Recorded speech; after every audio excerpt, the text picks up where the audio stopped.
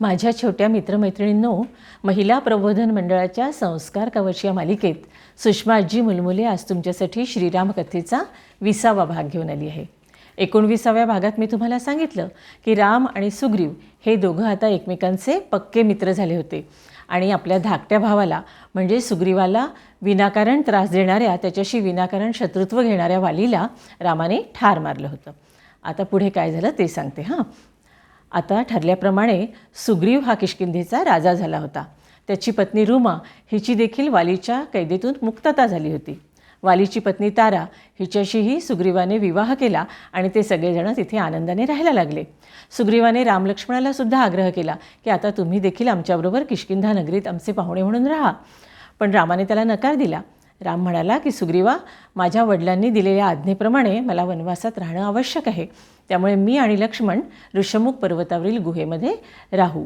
पण आता पावसाळा सुरू झालेला आहे, त्यामुळे 4 महिने आपल्याला काही सीतेचा शोध घेता येणार नाही, म्हणून हे पावसाळ्याचे 4 महिने तू सुद्धा आपल्या राजवाड्यात विश्रांती घे. त्याच्यानंतर मात्र सीतेचा शोधण्याच्या कामामध्ये तुला आम्हाला मदत करावी लागेल. सुग्रीव हो म्हणाला. पण काय झालं की राजा झाल्यानंतर वेगळ्या वेगळ्या प्रकारची मौजमजा करण्यामध्ये तो इतका गुंग होऊन गेला की 4 महिने काय 6 महिने उलटून गेले तरीसुद्धा त्याला रामाच्या कामाची आठवण येईना. रामाला दिलेलं वचन तो विसरून गेला. आता मात्र रामाला त्याचा राग आला. राम लक्ष्मणाला म्हणाला की लक्ष्मणा, तू ताबडतोब किष्किंधेला जा आणि सुग्रीवाला त्याच्या वचनाची आठवण करून दे. राम लक्ष्मणाबरोबर ऋषमुख पर्वतावर त्यांची सेवा करण्यासाठी हनुमान देखील राहत होता. हनुमानाला रामाचा रूप, रामाचा विनयी स्वभाव, रामाची कर्तव्यनिष्ठा, रामाचं शौर्य, सगळ्यांना मदत करण्याची वृत्ती हे सगळं खूप आवडत होतं आणि त्यामुळे तो रामाचा अगदी परमभक्त बनला होता. राम रागवला आहे हे कळताच त्यांनी सुग्रीवाला जाऊन सांगितलं की लक्ष्मण तुझ्याकडे येतो आहे रागावलेला. तेव्हा सुग्रीव घाबरला. लक्ष्मणाचा राग किती भयंकर आहे त्याला माहीत होतं, त्यामुळे त्यांनी ताबडतोब आपल्या संपूर्ण वानर सेनेला किष्किंधेमध्ये गोळा होण्याचे आदेश पाठवले आणि आपल्या ताराराणीला सांगितलं की तू जाऊन लक्ष्मणाचं स्वागत कर. ताराराणींनी लक्ष्मणाला सांगितलं की सुग्रीवानी आपली सेना गोळा करायला सुरुवात केलेली आहे. हे ऐकून लक्ष्मणाचा राग शांत झाला. आता सुग्रीवाने आपल्या प्रचंड सेनेचे 4 भाग केले. त्यापैकी 3 भाग त्याने पूर्व, पश्चिम आणि उत्तर या दिशांना पाठवले. पण सीतेला रावण दक्षिण दिशेकडे घेऊन गेला आहे हे त्याला माहीत होतं, त्यामुळे त्याने अंगद, नील, हनुमान आणि जांबुवन ह्या आपल्या खूप शूर सेनापतींच्या बरोबर खूप मोठी सेना दिली आणि त्यांना दक्षिण दिशेकडे पाठवलं. हनुमान अतिशय हुशार होता, अतिशय बुद्धिमान होता. त्यांनी रामाला विचारलं की श्रीरामा, जेव्हा सीतामाई आम्हाला भेटतील तेव्हा आम्ही तुझ्याकडूनच आलो आहोत, तुझे दूत आहोत, यावर त्यांचा विश्वास कसा बसेल. राम म्हणाला, अरे हो. मग रामाने आपल्या बोटातली अंगठी काढून हनुमानाला दिली आणि सांगितलं की ही अंगठी जेव्हा तुम्ही तिला दाखवाल तेव्हा तिचा नक्कीच तुमच्यावर विश्वास बसेल. ती अंगठी हनुमानाने आपल्याजवळ सांभाळून ठेवली आणि ते सगळेजण दक्षिण दिशेकडे निघाले. वाटेत त्यांना खूप गावं, पर्वत, नद्या, दऱ्याखोरे, जंगलं असे भाग लागले. ते सगळे भाग त्यांनी अगदी पिंजून काढले, पण सीतामाई त्यांना कुठेही सापडेना.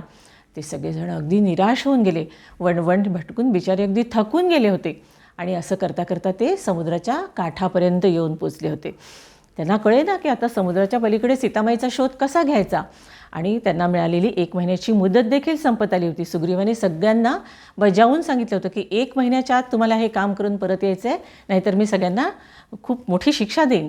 त्यामुळे ही 1 महिन्याची मुदत संपत आलेली होती.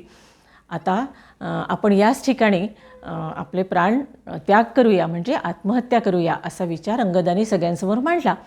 पण अंगदाचं हे बोलणं संपत नाही, तोच त्यांना पर्वतावरून एक माणसासारखा आवाज ऐकू आला.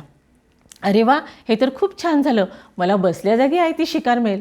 सगळ्यांनी त्या आवाजाच्या दिशेने वळून पाहिलं तर एक खूप मोठ्या आकाराचा म्हातारा असा गृध्र पक्षी पर्वतावरून बोलत होता. ते बघून हनुमान म्हणाला, वा वा, बघा काय न्याय आहे.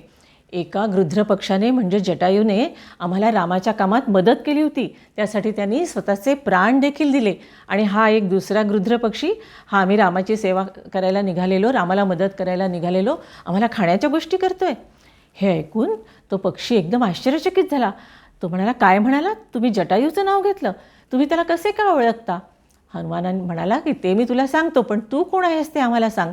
त्यावर तो पक्षी म्हणाला की माझं नाव संपाती आहे आणि मी जटायूचा मोठा भाऊ आहे. आम्ही दोघं लहान असताना एकदा आम्ही सूर्याकडे झेप घेतली होती आणि जसे जसे आम्ही सूर्याच्या जवळ गेलो तशी तशी उष्णता वाढत गेली आणि आम्हाला चटके बसायला लागले. मग धाकट्या भावाला त्रास होऊ नये म्हणून मी त्याला माझ्या पंखांखाली घेतलं, पण माझे पंख सूर्याच्या उष्णतेने जळून गेले आणि आम्ही दोघंही पृथ्वीवर वेगवेगळ्या ठिकाणी पडलो. तेव्हापासून माझ्या भावाशी भेट नाही. त्याचं काय झालं ते सगळं तुम्ही मला व्यवस्थित सांगा. तेव्हा हनुमानाने त्याला सगळी हकीकत सांगितली. जटायू मरण पावला हे ऐकून संपातीला खूप वाईट वाटलं आणि त्याला रावणाने मारलं हे कळल्यावर त्याला रावणाचा अतिशय राग आला. रावणाला जरूर शिक्षा झाली पाहिजे असं तो सारखं म्हणायला लागला. तेव्हा अंगद त्याला म्हणाला की हो, आम्हालासुद्धा रावणाला शिक्षा करायची आहे, पण तो कुठे राहतो हेच आम्हाला माहीत नाही. तेव्हा तो संपाती म्हणाला की रावण कुठे राहतो हे मला माहीत आहे. या समुद्रापासून आतमध्ये 100 योजनं दूर, योजनं म्हणजे आता जसं आपण अंतर किलोमीटर्समध्ये मोजतो ना, तसं जुन्या काळी योजन हे अंतर मोजण्याचं एक परिमाण होतं. तर समुद्रापासून 100 योजनं आतमध्ये लंका नावाचं एक बेट आहे आणि त्या बेटावर रावण राहतो आणि तो सीतेला बहुतेक त्याच ठिकाणी घेऊन गेलेला आहे. एवढं बोलल्यानंतर जटायूनी संपातीने समुद्रकिनाऱ्यावर जाऊन आपल्या भावाच्या नावाने तर्पण केलं. त्याबरोबर त्याला नवीन पंख फुटले आणि तो विंध्य पर्वतावर उडून गेला.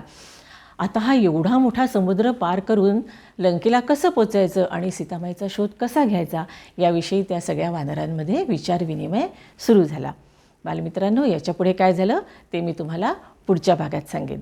पण आजच्या भागातून एक गोष्ट आपल्याला शिकायची आहे, ती म्हणजे आपण जेव्हा संकटात असतो तेव्हा जो कोणी आपल्याला मदत करतो त्याच्या उपकारांची आपण नेहमी आठवण ठेवली पाहिजे. कारण आपल्याला मदत करण्यासाठी त्या व्यक्तीने खूप त्रास सहन केलेला असतो. सुग्रीव ज्याप्रमाणे रामाचे उपकार विसरला तसं आपण कधीही करायचं नसतं. ही गोष्ट तुम्ही लक्षात ठेवाल ना? चला तर आता माझ्याबरोबर म्हणा, जय जय जय जय जय श्रीराम.